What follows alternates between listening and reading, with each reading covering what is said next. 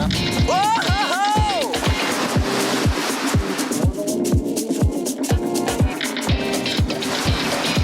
Hey, hop là. Hey.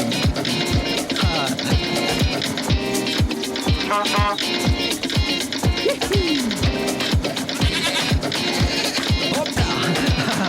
Oh, Hahitia. Toteo Maohi, Yaurana et bienvenue dans votre émission hebdomadaire Hahitia, consacrée aux métiers et aux activités du tourisme. Cette semaine, je vous propose de découvrir la Semaine du patrimoine avec Rereata Scholarman, suivi de sa rubrique Astuces.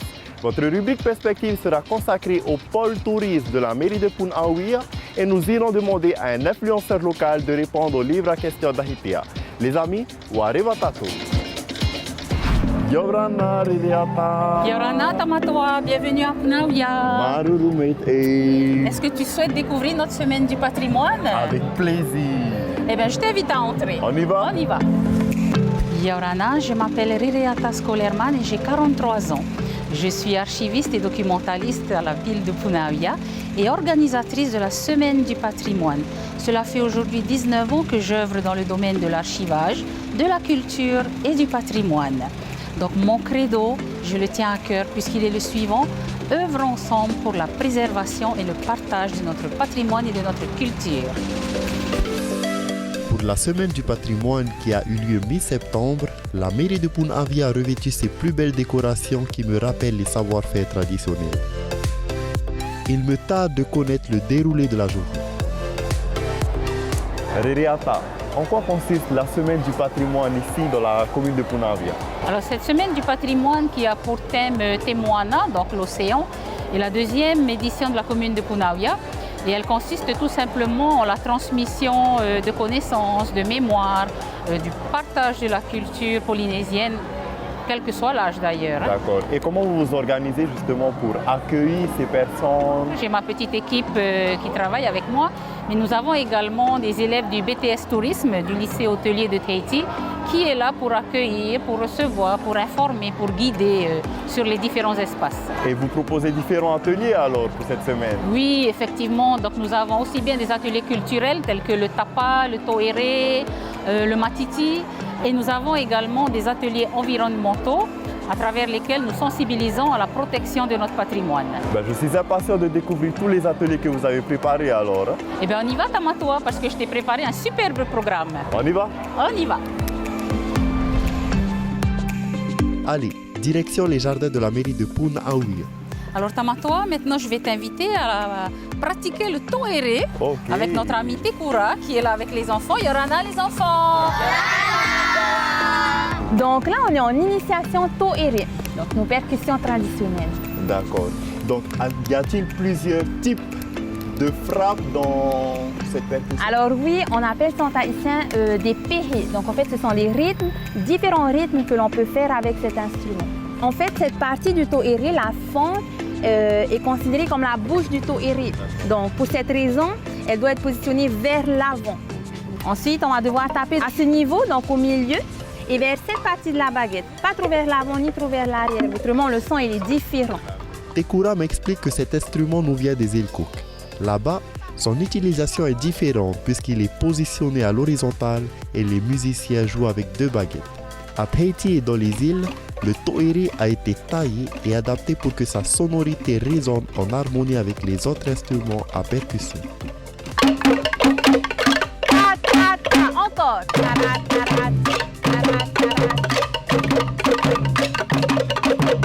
Hey! Très bien, on peut s'applaudir les enfants. Très bien. J'aime vraiment les instruments à percussion, mais je suis impatient de découvrir un autre atelier. Alors Tamatoa, tu t'es essayé au toere et maintenant je t'invite à venir essayer le tapa. Tu connais le tapa? Ça fait partie de notre culture. Exactement. Harimai Tamatoa, viens. Maruru. Pour faire du tapa, on utilisait 4 arbres différents, 4 essences de bois différents. Aujourd'hui, on va utiliser l'essence du ora. Tamatoa, tu sais ce que c'est que le ora? Oui, le ora, c'est un arbre. Mais- dont les racines retombent. Oui, les racines retombent, elles sont grandes, Voilà. marron. L'arbre qu'on utilise aujourd'hui a 200 ans, donc vous avez de la chance. On va utiliser les racines aériennes, celles qui retombent, Ok. donc les plus grosses racines, pour faire du tapa. À l'époque, le tapa était un symbole de richesse. Il servait d'objet de troc contre de la nourriture, d'habits pour les chefs, mais aussi de décoration pour les habitations. Une fois que l'on a éliminé la partie superficielle de l'écorce, c'est le libère que l'on va battre. Mais pour assouplir ce libère, il faut le laisser tremper 1 à 3 jours dans de l'eau douce.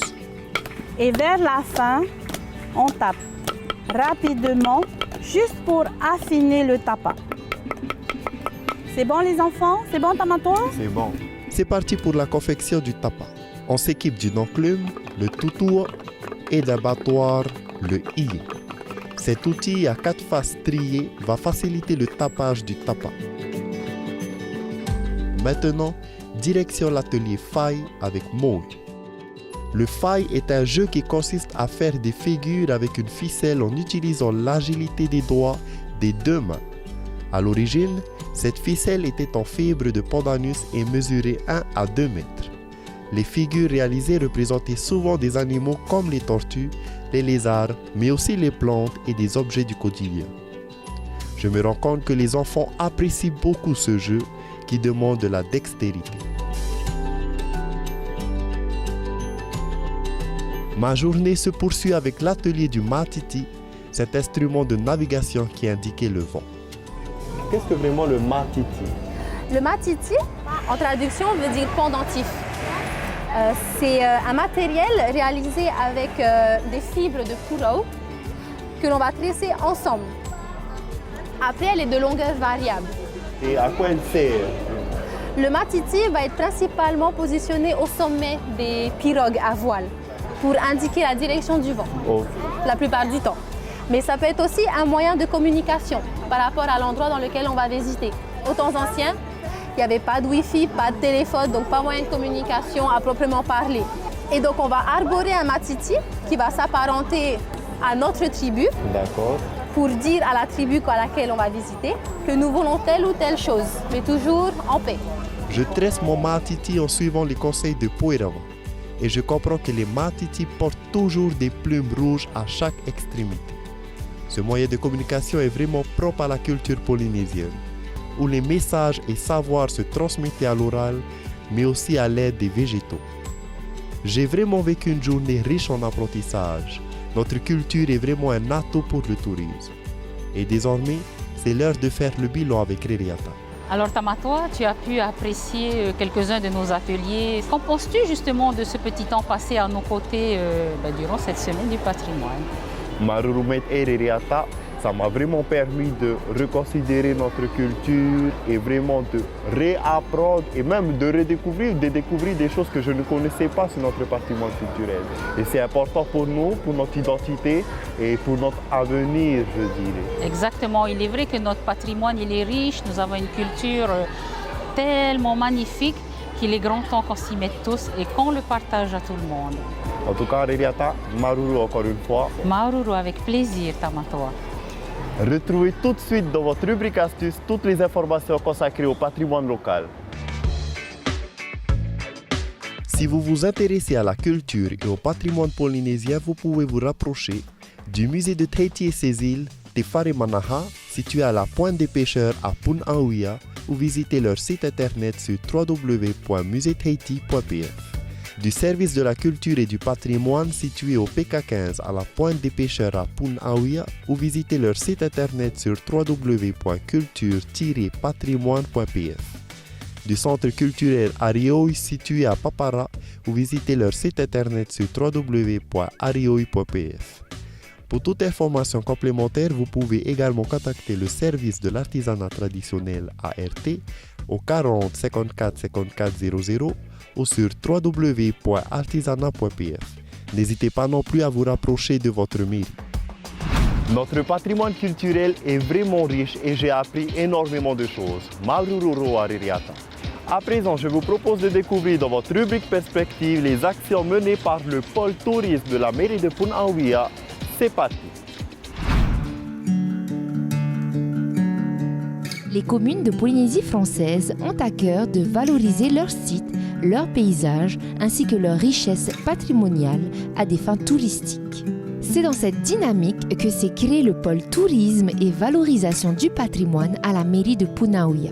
Rattaché au service du développement durable, ce nouveau pôle va permettre à la commune de Punaouia de mettre en avant ses sites naturels et culturels pour attirer plus de visiteurs. On voulait vraiment valoriser tous les atouts qu'on avait sur Punaouia. On connaît bien la fête de l'orange, on connaît notre vallée de la Punarou, ses plateaux, ses orangers. Et on voulait vraiment le valoriser, pas seulement sur la commune, mais au-delà de nos frontières. Aujourd'hui, on est prêt à se lancer dans ce secteur-là. Et donc ça commence par une journée typique d'aujourd'hui, mais on va développer d'autres actions et d'autres partenariats avec les professionnels du tourisme. C'est à l'occasion de la Journée mondiale du tourisme qui s'est déroulée le 27 septembre dernier que les visiteurs ont pu partager une journée de fête sur le site Muriavei, situé à l'embouchure de la Punarou. Cette bringue locale signe le premier événement du pôle. Une réelle opportunité pour les touristes de s'essayer à l'artisanat local et au savoir-faire ancestraux. Aujourd'hui, ils avaient plusieurs ateliers proposés. Ils avaient atelier de tressage de niao, les palmes de cocotier, pour faire des chapeaux et des petites assiettes pour pouvoir participer au harima. Ils ont eu aussi du tressage de paoré. Ils ont eu des confections de poara, c'est des petits bouquets de fleurs qu'on met aux cheveux. Et ils ont eu de la teinture de pareo, l'atelier de confection de titiraina, des petites embarcations après qu'on met sur l'eau pour faire flotter à base de matériaux naturels. Vêtus de costumes traditionnels, quelques touristes se sont aussi essayés au paoti.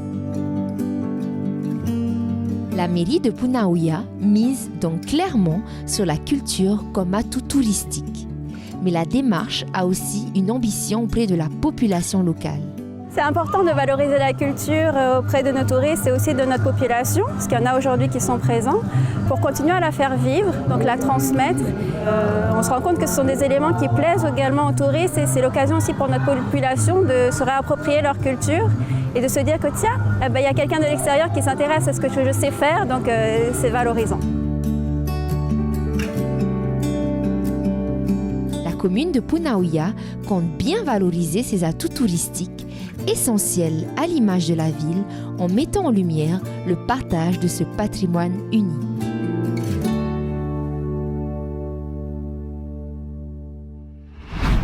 C'est super que les communes de Polynésie puissent développer les actions touristiques. Maintenant, voici le livre à question d'Ahitea avec une grande dame de la culture maori, Tati Vito. Yorana, je m'appelle Victoria Tuyate Kiutaputamari et on m'appelle Tati Vito. Yorana, bienvenue dans le livre à question. Tourne la page au gré de tes envies.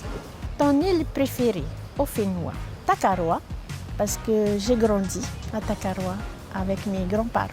Waouh! Poisson cru ou fafarou?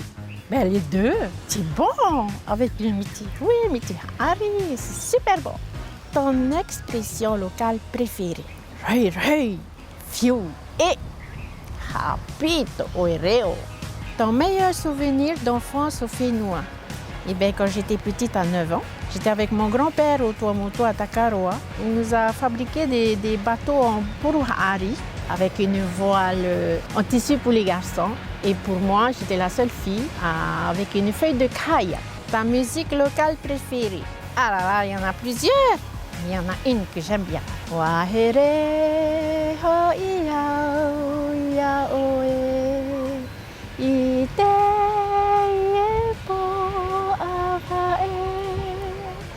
l'île que tu rêves de découvrir, l'archipel des Marquises. C'est la terre des hommes et l'île où mon père est né. Ta personnalité locale préférée? Ma grand-mère, parce que j'ai grandi avec elle au Tuamotu.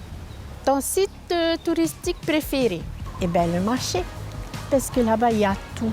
Il y a du taro, puaroti, mitiwe, poisson, et tout, et tout, et tout. Voilà. Ton habit ou accessoire local préféré? Mon collier, parce que j'aime bien mettre ça tous les jours. Et aussi ma fleur. Tatou, or not tattoo. J'en ai, mais c'est pour moi, c'est personnel. 3 mots pour définir le Polynésien. Il est joyeux, il aime partager et il est débrouillard. 3 mots pour définir Tahiti et ses îles. Diversité, nature et culture. Comment définirais-tu le tourisme, le pilier de l'économie locale? Que penses-tu du touriste qui vient en Polynésie?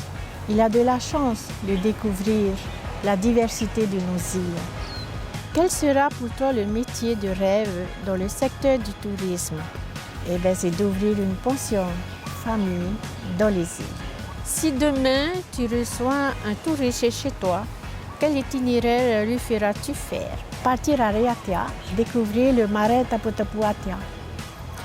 A whaituito e tirohi no tō tātou whenua.